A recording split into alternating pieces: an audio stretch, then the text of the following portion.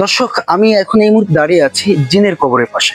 আপনার কাছে শুনতে অবিশ্বাস্য মনে হলেও এটাই বাস্তব, এটা একটা জিনের কবর। এই জিনের কবরটার ইতিহাস সম্ভবত খাজা খান জাহাঙ্গীর রহমতুল্লাহ আলাই তিনি ইসলাম প্রচারের স্বার্থে নড়াইল জেলার দিকে তিনি ভ্রমণের জন্য যাচ্ছিলেন নৌপথে। তো সম্ভবত তিনি তার সফর সঙ্গী এবং তাদেরকে নিয়ে তিনি নামাজ বিরতি বা খাবারের জন্য তিনি বিরতিতে আসেন। তাৎক্ষণিক তারা আসরের নামাজ বা মাগরিবের নামাজ একেবারে সন্নিকটে চলে আসে। তো সেখান থেকে তারা নামাজের জন্য একটা জায়গা নির্ধারণ করে তাৎক্ষণিকভাবে তারা একটা মসজিদ নির্মাণ করেন এবং কয়েক ঘন্টার ভিতরে খুবই চমৎকার এবং সুন্দর একটা মসজিদ তৈরি করেন। তো এখান থেকে মানুষের সন্দেহ হয় যে এক রাতের ভিতরে এমন একটা মসজিদ তৈরি করতে গেলে সাধারণত আমাদের মতো মানুষের দ্বারা সম্ভব না। সর্বনিম্ন এক সপ্তাহ বা এক মাসেরও অধিক সময় লেগে যেতে পারে।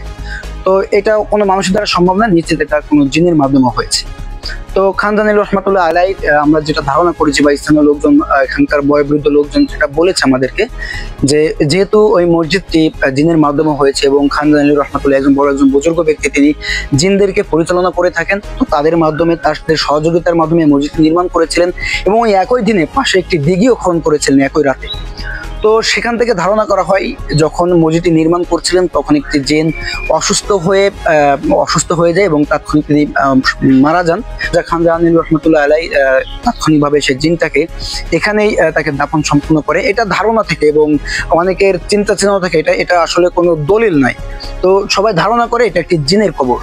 তো আমরা সেই ধারণা থেকে ভিডিওটি তৈরি করছি বা আপনাদের দেখানোর চেষ্টা করছি। আমি লোকেশনটা বলে দিচ্ছি, এটা হচ্ছে যশোর জেলা অভয়নগর থানা সুবরারা গ্রাম।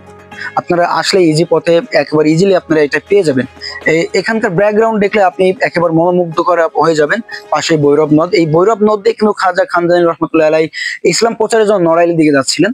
তো এটা হচ্ছে মূল ইতিহাস এবং আপনাদেরকে দেখানো হবে। তো সবাই ভালো থাকবেন, সুস্থ থাকবেন, দেখা হচ্ছে নতুন কোনো ভিডিও নিয়ে। আসসালামু আলাইকুম।